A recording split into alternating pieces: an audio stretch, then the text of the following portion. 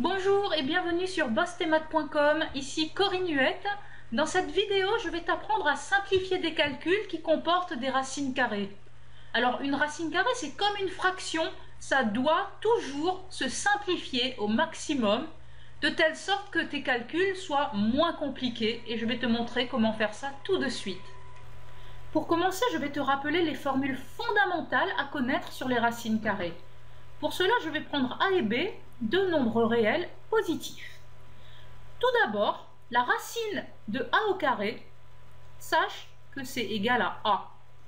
Et de la même manière, la racine de A que tu mets au carré, c'est-à-dire racine de A fois elle-même, eh bien, c'est aussi égal à A.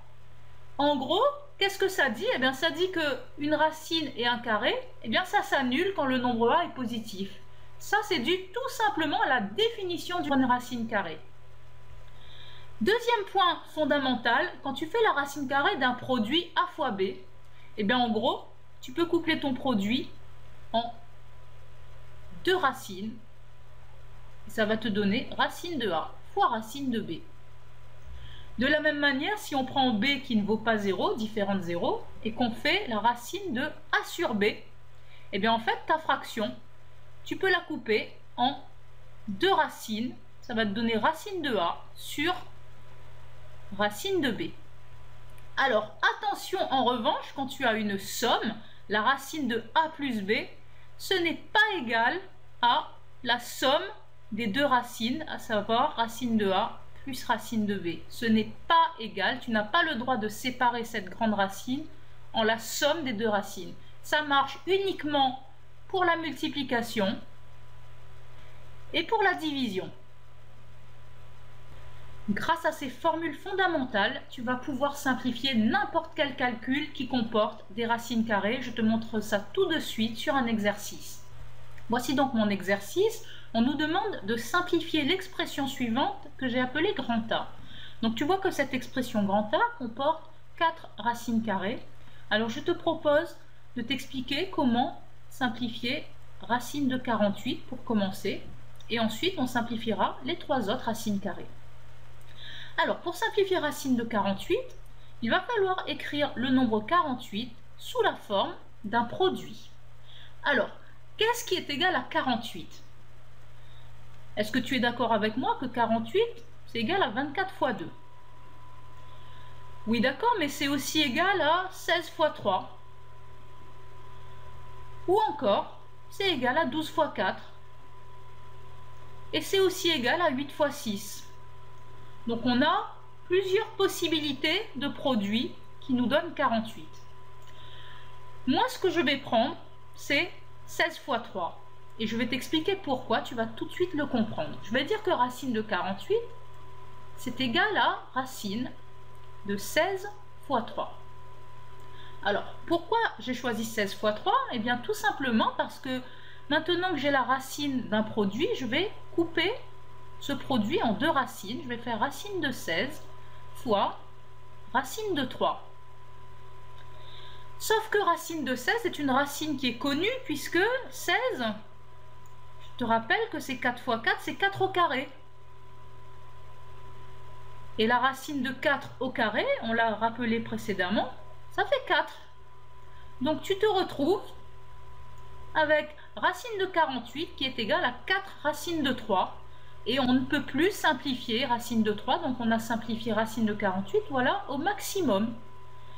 Si tu avais choisi par exemple 24 fois 2, eh bien, tu te serais retrouvé avec racine de 24 fois racine de 2, et il aurait fallu encore décomposer le nombre 24 pour pouvoir se ramener à la fin à 4 fois racine de 3.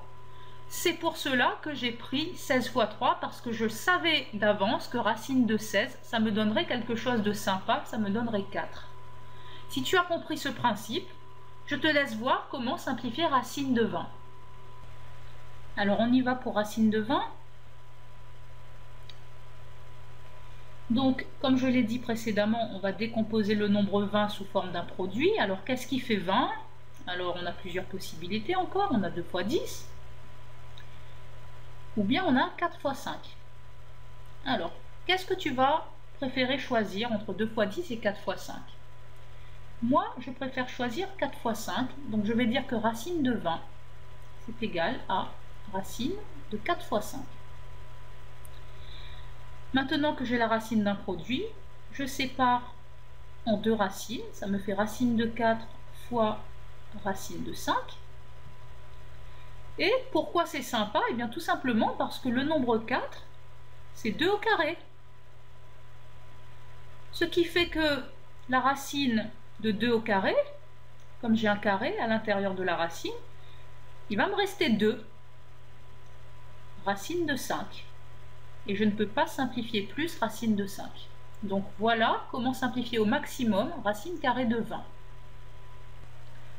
Ensuite, dans l'expression grand A, on a un quotient ici qui est racine de 75 sur racine de 45. Et ce quotient, eh bien, tout simplement, je vais le mettre sous une seule grande racine. Ce sera la racine de 75 sur 45. Alors, je vais simplifier la fraction 75 sur 45. Je vais garder la racine.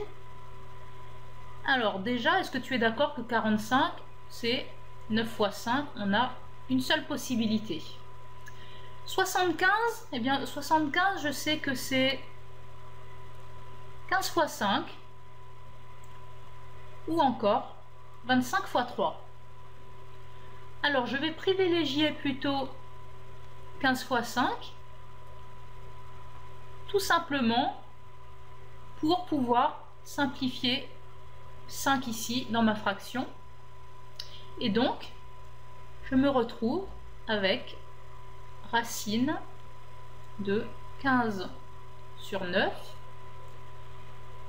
Si j'applique la propriété dans l'autre sens, je vais couper ça en deux racines. Ça me fait racine de 15 sur racine de 9. Alors pourquoi est-ce que c'est sympa? Eh bien, racine de 15, je ne peux pas le simplifier davantage puisque 15, c'est 5 fois 3 et je ne peux pas faire autrement. Je ne connais pas racine de 5 ni racine de 3, donc je n'ai pas d'espoir de pouvoir le simplifier. Je vais le laisser comme ça. En revanche, racine de 9, eh bien, 9, c'est 3 au carré. Donc, ça, c'est très sympa puisque la racine de 3 au carré, eh bien, ça va me donner tout simplement 3. Au final, la racine de 75 sur racine de 45, ça vaut racine de 15 sur 3. Voilà un moyen de simplifier cette fraction. Si je reviens au calcul entier de grand A maintenant, eh bien, je vais remplacer racine de 48 par 4 racine de 3, fois racine de 20 que je vais remplacer par 2 racine de 5, moins 12 racine de 75 sur racine de 45 que je vais remplacer par racine de 15 sur 3. Comme ceci.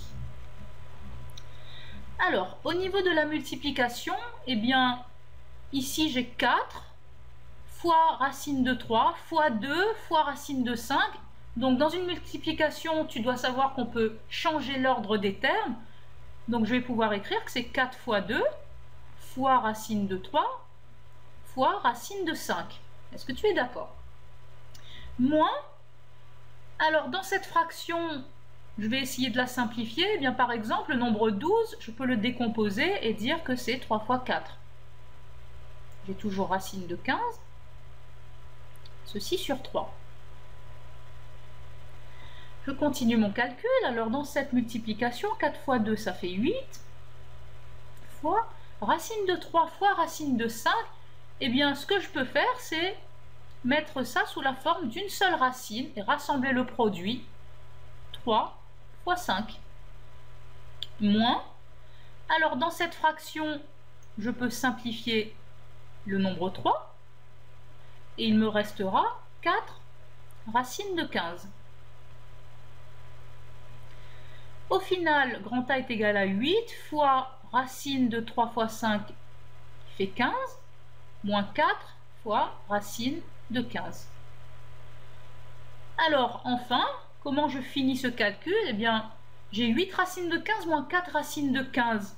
Donc, tu vois qu'ici, racine de 15 est en commun. C'est comme si tu veux, j'avais 8x moins 4x. Et comme le x est en commun, eh bien je le mets en facteur, si tu veux, et il me reste dans la parenthèse 8 moins 4. Cela va me donner 4x. Donc ici, cela va me donner 8 moins 4, c'est-à-dire 4, racine de 15.